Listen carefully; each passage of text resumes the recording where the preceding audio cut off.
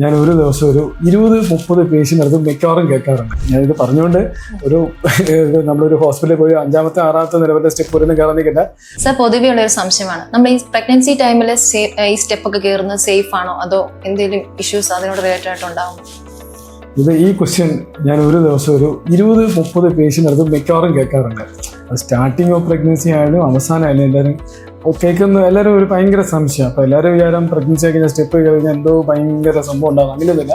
അപ്പോൾ നമ്മൾ സ്റ്റാർട്ടിങ് ആണെങ്കിലും അവസാനം ആണെങ്കിലും വിത്തൗട്ട് എനി കോംപ്ലിക്കേഷൻ, ഇപ്പോൾ ഹൈ റിസ്ക് ഉള്ള പോലത്തെ പ്രഗ്നൻസി അല്ലെങ്കിൽ സ്റ്റെപ്പ് തൊപ്പോൾ പതുക്കെ 1, 2, 3 സ്റ്റെപ്പ്. അത് ചിലപ്പോൾ എല്ലാവരും സംശയം മുകളിലായിരിക്കും താമസിക്കുന്നത്, താഴെ നടന്നു വരാമോ അല്ലെങ്കിൽ താഴെ നിന്ന് മുകളിലോട്ടാകാം, ഇങ്ങനെയുള്ള പലവിധ സംശയങ്ങൾ. അപ്പോൾ ഞാൻ എൻ്റെ പേഷ്യൻസിനോട് ഒരു ജനറൽ അഡ്വൈസ് ആണ്, നിങ്ങൾക്ക് ഒരു കോംപ്ലിക്കേറ്റിംഗ് ഫാക്ടർ നമ്മൾ സ്റ്റെപ്പ് കയറുമ്പോൾ അതൊക്കെ ശ്രദ്ധിച്ച് കയറിയെന്നുണ്ടെങ്കിൽ യാതൊരു കുഴപ്പമില്ല. പിന്നെ അവസാന സമയത്തൊക്കെ ഇത്തിരി സ്റ്റെപ്പൊക്കെ കയറുന്നത് എന്തുകൊണ്ടും നല്ലതാണ്. അങ്ങനെയുള്ളതൊക്കെ സ്റ്റെപ്പൊക്കെ കയറുന്നതുകൊണ്ട് നോർമൽ ഡെലിവറിക്കൊക്കെ നല്ലതായിരിക്കും എന്നാണ് കണ്ടിരിക്കുന്നത്.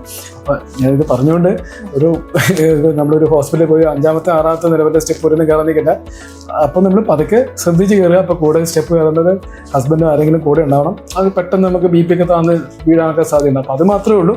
അല്ലാതെ ഈ പ്രഗ്നൻസിയിൽ കോംപ്ലിക്കേറ്റിംഗ് ഫാക്ടേഴ്സ് ഒന്നുമില്ലാത്ത പ്രഗ്നൻസി സ്റ്റെപ്പ് കയറുന്നത് യാതൊരുവിധ കുഴപ്പങ്ങളും ഉണ്ടാകത്തില്ല.